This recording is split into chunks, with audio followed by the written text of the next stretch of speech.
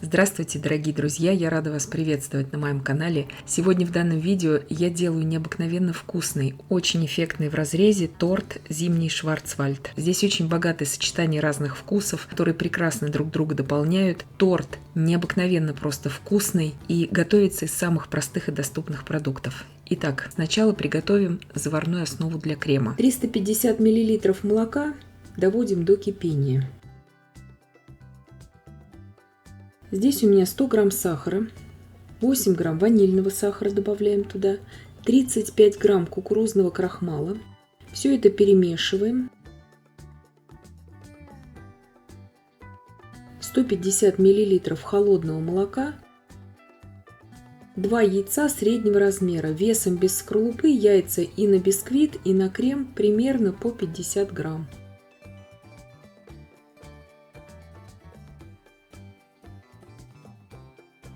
Все это перемешала, иду сейчас на плиту, в горячее молоко, очень аккуратно, помешивая в центре ковшика, вливаю всю яичную смесь. Сейчас при непрерывном помешивании в кастрюле с толстым дном довожу эту смесь на умеренном огне до кипения.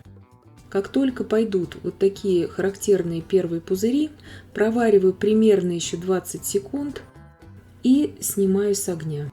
Переливаю сейчас в ту емкость, где она у меня будет остывать, эта смесь. Остужаю ее до холодного состояния. Для шоколадного коржа нам понадобится 110 грамм муки, 20 грамм какао-порошка и 5 грамм разрыхлителя. Все это я перемешиваю и пока что отставляю в сторону.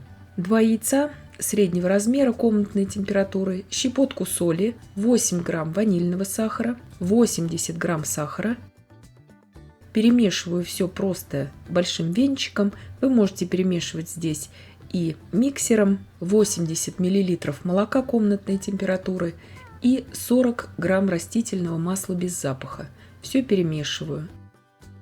Как я уже сказала, при желании вы можете все это взбивать миксером, но это особо не повлияет на результат. Просеиваю туда всю сухую смесь. Духовка у меня уже разогрета на 170 градусов Цельсия. Выпекается корж буквально за 20 минут.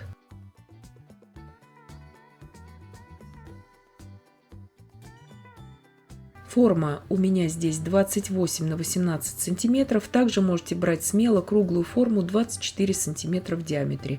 Я все это напишу в описании под видео.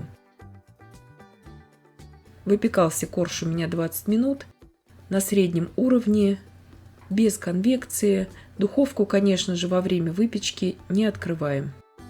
Сразу же, как только я могу дотрагиваться до формы, я извлекаю корж из формы. Срезаю у него сейчас шапочку. Шапочка нам понадобится для начинки.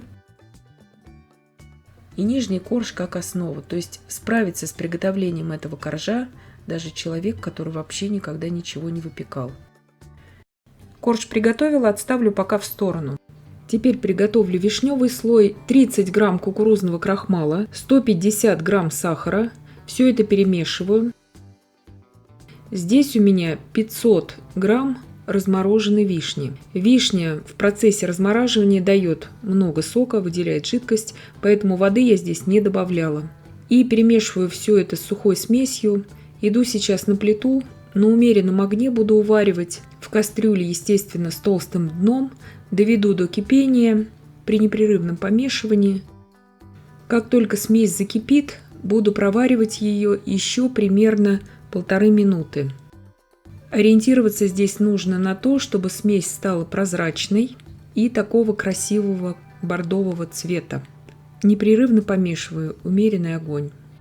Если у вас вишня по каким-то причинам выделила мало сока, мало жидкости вот этой, добавьте тогда туда смело 100 мл воды. Но это в том случае, если она у вас такого сорта, который при размораживании мало влаги выделяет. Бывает такая вишня. У меня же выделилось очень много влаги, поэтому я воды не добавляла. Это просто я вам вот для ориентира даю здесь. Вот когда она стала вот такой вот уже вязкой, уже очень хорошо она дала цвет, уже можно ее смело снимать с огня, чтобы не было этого крахмального привкуса. Сейчас я ее сразу же выкладываю, ничего ни в коем случае не жду, сразу же выкладываю на подготовленный нами ранее корж. Корж должен уже заранее быть обязательно помещен в форму. Разравниваю сразу этот слой и убираю в какое-то холодное место. Сейчас в зимнее время можно просто его на короткое время выставить на балкон или на террасу, накрыв его либо доской какой-то или пищевой пленкой не в контакт, а потом уже убрать в холодильник. Но охладить этот слой нужно обязательно, потому что крем на него нужно наносить уже на холодный.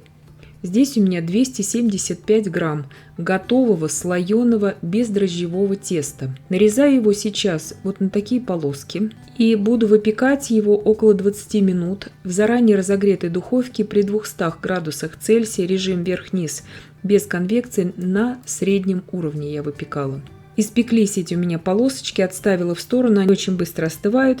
И завершаю здесь приготовление крема. 200 мл очень хорошо охлажденных сливок для взбивания, жирностью не менее 30%, 16 грамм ванильного сахара. Взбиваю вот до таких устойчивых пиков. И сейчас остывшую до холодного состояния заварную основу я добавляю уже в крем. И прорабатываю все это просто миксером. Сразу говорю, крем здесь не будет устойчивым. Это нормально, крем начиночный. По сути, мы здесь готовим крем-дипломат для прослойки, можно сказать, Наполеона. Все это объединяется вот в такую массу. Сильнее взбивать ничего не нужно. Можете также этот крем приготовить со сливочным маслом. Тогда следует взять здесь 150 грамм размягченного сливочного масла вместо 200 мл сливок. И заварную основу уже остужать не до холодного состояния, а до комнатной температуры. 1/3 крема я отливаю в отдельную миску. Измельчаю сейчас всю шапочку от нашего коржа. Измельчаю просто руками, этого будет достаточно.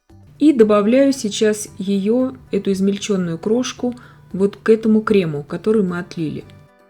Все это просто перемешиваю. Обязательно перекладываю это все в кондитерский мешок, чтобы слои у меня были красивыми.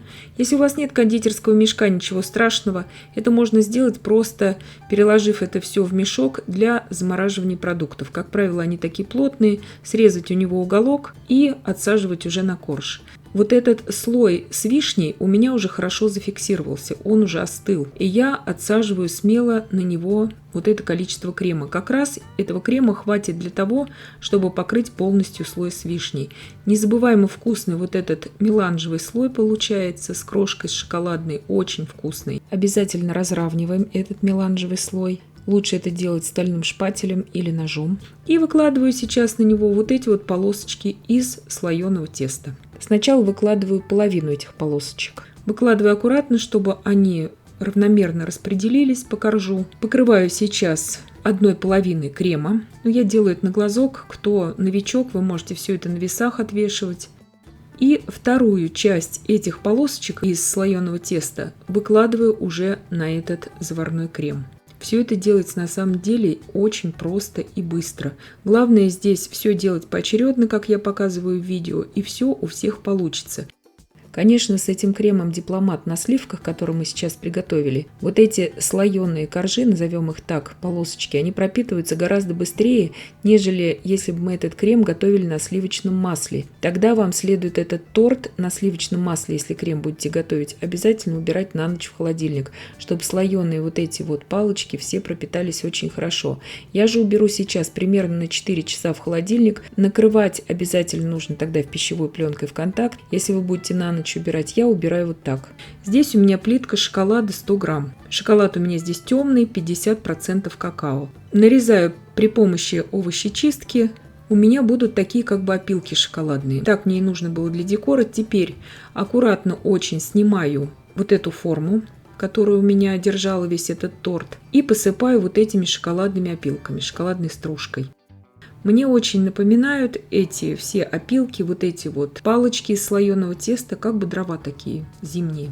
И очень уютно все это смотрится. Тортик вообще необыкновенно просто вкусный и очень эффектный в разрезе. И это так он выглядит после 4 часов пропитки. Если вы любите очень пропитанные торты, вот эти вот со слоеным тестом, вам нужно обязательно этот торт убирать на ночь в холодильник. И все-таки лучше найти где-то 200 мл сливок и все-таки делать со сливками, чтобы крем у вас был нежнейший и чтобы вот это тесто очень хорошо пропиталось, я имею в виду слоеное. И этот торт очень хорош для праздников. Почему? Потому что его можно приготовить заранее. И за сутки, даже за 2 суток заранее ничего с ним в холодильнике не произойдет, а наоборот он станет еще вкуснее. И я надеюсь, что видео было полезным и познавательным. Подписывайтесь на мой канал, ставьте лайки, пишите комментарии. Я всем желаю больших успехов и до встречи в новых видео.